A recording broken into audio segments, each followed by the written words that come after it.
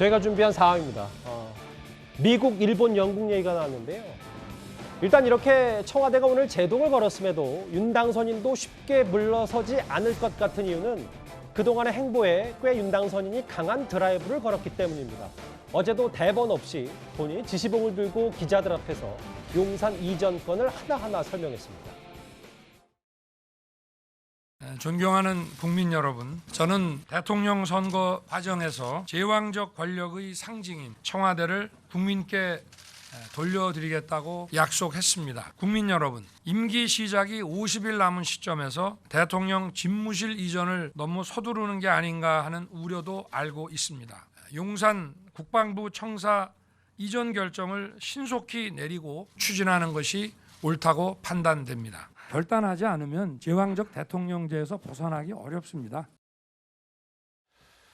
예, 어제 조감도 앞에서 대본도 없이 직접 발표를 했고 직문직답 형태로 한 45분 정도 동안의 시간에 질문 20개를 받았습니다. 20개. 직접 설득하고자 하는 소통 노력은 인정해야 된다. 근데 용선 건다고 소통 많이 하는 게 아니라 공약 밀어붙이기 위한 행동이다. 여론의 반응도 좀 엇갈렸는데요. 이 여론의 추이는 좀 더 지켜봐야 되겠죠. 근데 다음 화면을 좀 볼까요? 사실 윤 당선인 측도 일단 청와대 들어가면 쉽게 나오지 못한다. 이 말고도 외국 정상들 사례를 꽤 많이 훑어본 모양입니다. 특히 여기 보면 존슨 영국 총리와 일본 총리 얘기. 출퇴근길에 취재 질문 받으려면 전제 청와대 구조에서는 절대 불가능하다. 이런 생각을 굳게 갖고 있는 것 같더라고요. 대한민국 대통령이야말로 정말 제왕적 대통령이죠. 문재인 대통령 경우는 취임한 이후에 무슨 50번 정도밖에 기자들을 만나지 않으셨잖아요. 다른 대통령 150번 만나고 200번 만나고 이러셨었는데 그 이유가 이제 기자들이 접근하기가 어려워요. 그리고 행사를 할 때 예를 들면 춘추관 같은 데서 모여서 얘기를 하면은 사전에 과거에 이제 민주당을 출입했던 기자들이 전부 다 청와대로 가기 때문에 어찌 보면 상당히 우호적인 성격을 가진 기자들이 많을 수밖에 없는 형태거든요. 백악관 같은 경우는 기자들은 가만히 있고 정권만 바뀌어요. 그러니까 기자들은 굉장히 냉정하게 이 정권과 과거 정권이 어땠는지 비판할 수 있는 그런 것도 있는데 제가 보기에 윤 당선인은 지금 미국 같은 경우 영국 같은 경우, 일본 같은 경우 우리나라처럼 대통령이 이렇게 기자들로부터 혹은 국민들로부터 떨어져 있는 나라가 없거든요. 영국 같은 경우는 섀도우 캐비넷이 있는 야당과 의사당에서 정말 몇 시간씩 토론을 하지 않습니까? 각 현안에 대해서. 예. 그리고 미국 대통령도 수시로 기자들을 만나서 직접 브리핑을 하고 질문을 받고 답변을 합니다. 일본 같은 경우는 일본 총리 같은 경우는 일거수일투족 몇 시에 몇 분에 누구를 만나고 하는 게 아침마다 다 기자들에게 제공되지 않습니까? 저기가 지금 관저 바로 앞이잖아요. 그렇죠. 그런데 대한민국 같은 경우는 거의 정말 무슨 경호라는 이름으로 해서 대통령을 왕처럼 만들어 놓고 다 차단을 해왔단 말이에요. 예. 그러니까 제가 보기에는 윤석열 당선자는 그런 고리를 이제 끊어야 된다. 그 이유가 청와대의 특수한 구조 때문에 있다. 청와대 들어갈 수 없잖아요. 그 안에 들어가면 구중궁궐이지 않습니까? 그러니까 그런 것들을 막아내려면 광화문이 경호상 도저히 안 된다면 용산으로라도 가서 그렇게 만나는 모습을 국민들과 만나고 기자들과 만나는 모습을 보여야 그래야 우리도 선진국다운 그러니까 미국이나 영국이나 일본처럼 알겠습니다. 그렇게 절대 권력과 국민이 소통하는 그런 장소가 만들어진다라는 생각을 하는 것 같아요. 저희가 화면에 미국, 영국, 일본 각 정상들이 어떻게 기자회견을 하고 혹은 헬리콥터에서 내린 다음에 바로 기자들에게 다가가는 바이든 대통령의 모습도 잠깐 만나봤고 바로 다운인가 총리 관저 앞에서 기자회견하는 존슨 총리의 화면도 봤어요. 근데 저거 하려면 현 청와대도 안 되고 광화문은 더더욱 안 된다는 게 현실적으로 불가능하다면 용산밖에 없지 않냐. 이 얘기는 맞는 거 아닌지 어떻게 김준민 대표님 보십니까?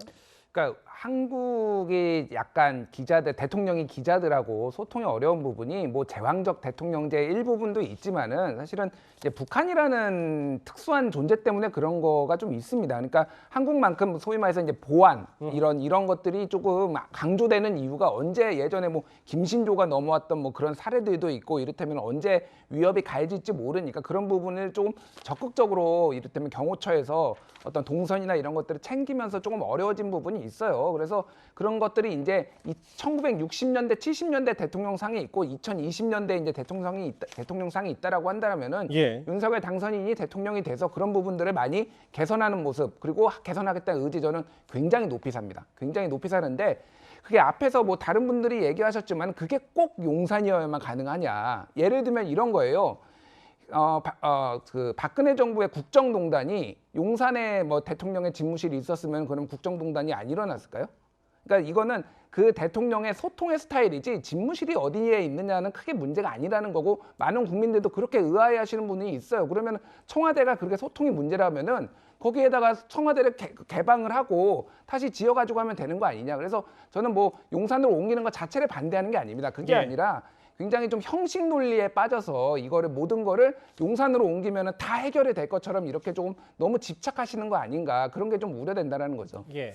그러니까 이제 뭐 의지만 있으면 되는 거 아니냐 이렇게 이야기를 하시는데 물론 의지도 중요하죠. 근데 형식도 굉장히 중요합니다. 왜 그러냐 하면 미국의 대통령들이나 지금 좀 전에 보신 영국 총리 다우닝가 10번지 같은 경우는 예. 어쩔 수 없습니다. 그러니까 출근하고 문 열면 그냥 기자들이 있어요. 그럼 어쩔 수 없이 거기서 질문을 받아야 됩니다. 예. 그 일본 총리 같은 경우도 거기 일본 기자들은요 몇 진까지 있습니다. 그래서 아침부터 밤까지 계속 지켜요. 그러면 총리가 나오려고 그러면 어쩔 수 없이 기자들 만나야 돼요. 그러면 일본 신문에 어떤 기록이냐 아침 몇 분에 몇 시에 출근해서 무슨 일을 하고 누구 만나고 쭉 나옵니다. 저 마찬가지로 저렇게 기자들 통과하지 않으면 출근을 할 수가 없어요. 밖으로 나갈 수가 없습니다. 예. 왜 저런 구조를 만들어뒀을까요? 저게 어쩌면 강제를 하는 거거든요. 즉 대통령이나 총리라는 사람이 기자들을 안 만나고 싶죠. 푸틴 기자 만납니까? 안 만납니다. 왜냐하면 그 안에 있으니까 시진핑 기자 안 만납니다. 평생 가봐야 기자회견 하면 안 합니다. 근데 지금의 민주주의 국가에서 저 대통령이나 총리들은 저렇게 할 수밖에 없는 구조를 만들어놨어요. 예. 왜냐하면 미국도 마찬가지입니다. 그러니까 이제 윤석열 당선이 이야기하는 게 지금 춘추관은요 완전히 고립돼 있습니다. 완전히 분리돼 있어요. 알겠습니다. 못 들어갑니다 거기에. 바로 그걸 하겠다는 것이죠. 미국, 일본, 영국의 사례를 윤 당선인이 집중적으로 모니터를 했다. 이 얘기가 나오는데요. 일단 알겠습니다. 오늘 이 용산 집무실 이전 결정에 청와대 공식 입장이 나오기 전에 민주당과 국민의힘도 꽤 신경전을 벌였었습니다. 윤호중 비대위원장과 이준석 대표의 목소리 각각 이어서 들어보겠습니다. 당선 열흘 만에 불통정권의 본색을 여지없이 드러낸 셈입니다. 이러니까 미국에서는 한국에 K-트럼프가 나셨다는 말이 떠돌고 한간에는 레임덕이 아니라 취임덕에 빠질 것이라는 이야기까지 나오는 것 아닙니까? 새 정부의 용산 집무실 계획은 은둔형 대통령이 아닌 국민과 적극적으로 소통하는 대통령이 되겠다는 강력한 의지의 표명입니다. 대통령은 취임하게 되는 순간부터 연속적으로 치열하게 국정을 다루기 때문에 임기 중에 집무실을 이전하는 것은 불가능에 가깝습니다. 임기 개시와 동시에 집무실을 새로운 터전에 마련하는 것이 유일한 방법입니다.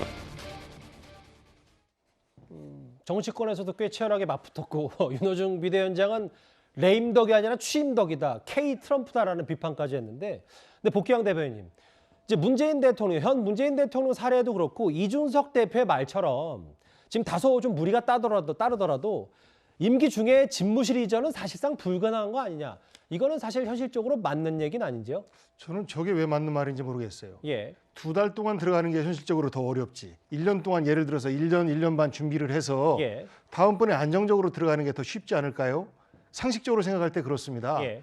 그리고 지금 현재 이 용산 기지 이전에 대해서 단지 민주당과 진보 진영만 반대하는 것이 아니고 가까이에 보면 그 월간조선 주관을 했던 조갑재 씨, 예. 이분도 사실 몇 가지 이유를 들어서 반대를 했어요. 그리고 우리나라 합참의장 출신 11명이 사실 공동으로 반대를 했어요. 최근 한 20년간 합참의장을 했던 분들이세요. 그러니까 그 뭐 보수 정부, 진보 정부 가리지 않고. 사실 이건 이념의 문제는 전혀 그렇습니다. 아닙니다. 예. 안보 문제이기 때문에 그분들도 이런 우려를 표하고 있다는 말씀입니다. 그래서 그 부분에 대해서 좀 더 귀담아 들어라라는 말씀을 사실 국민의 목소리라고 생각하고 드리고 싶고, 또 하나는 청와대가 구조 때문에 기자들과 소통이 안 된다라고 하셨는데 저는 좀 조심하셔야 될 것 같아요. 왜냐하면 어떤 건물로 가든 어떤 구조에 있든지 간에 기자분들을 접근할 수 있도록 하는 조치를 하느냐 마느냐의 문제입니다. 예. 현재 관저에서 걸어서 예를 들어 혹은 또 차량으로 본관 혹은 여민 일관까지 오실 때 거기에 출근 시간대에 기자분들께서 볼 수 있도록 허용 조치만 해놓으면 다 풀려요. 근데 지금은 조치가 사실 춘추관에서 그 이쪽으로 못 오게 돼 있어서 그렇지. 지금은 안 돼 있잖아요. 예, 춘추관 아니, 청와대 그러니까- 경내를 기자들이 다닐 수는 없잖아요. 그러니까 그 조치를 풀면 됩니다. 예. 그 건물의 문제가 아니고 그 조치를 풀면 언제든지 만날 수 있는 것이라 예. 이것은 공간의 문제는 아니다라는 말씀 드리는 거예요. 예. 저도 청와대를 출입했었는데 예. 오래전이긴 하지만 말씀하신 대로 춘추관에서 비서실로 갈 수가 없어요. 예. 차단 조치가 있기 때문에 아주 어쩌다 한 번씩 이제 다 같이 뜻을 모아서 우리 한번 방문하겠습니다. 그러면 그쪽에서 문 열어줘라 하면 가게 되는 거란 그렇죠. 말이에요. 예. 그렇기 때문에 사실은 그래서 대통령이 직접 그 기자들과 직접 만나서 얘기를 해야 되는 거예요. 아니 춘추관에 앉아 있어서 비서실은 갈 수가 없고 대통령이 기자회견할 때만 기다리고 있으면 취재 활동이라는 게 사실상 불가능하잖아요. 알겠습니다. 그러니까 지금 현재 청와대 구조로서는 그게 불가능한데 지금 복귀한 그 의원님, 대변인입니다. 대변인님, 전 대변인님 말씀하신 대로 그거 풀어주면 되죠. 그거 풀어주면 되는데 안 풀어줬었단 말이에요. 알겠습니다. 뭐 복경 대변인도 청와대 근무하셨었고, 네. 뭐 김정혁 국장은 청와대 취재를 하셨기 때문에 두 분 다 잘 아시는데 결국은 의견이 좀 많이 엇갈리고 있습니다. 알겠습니다.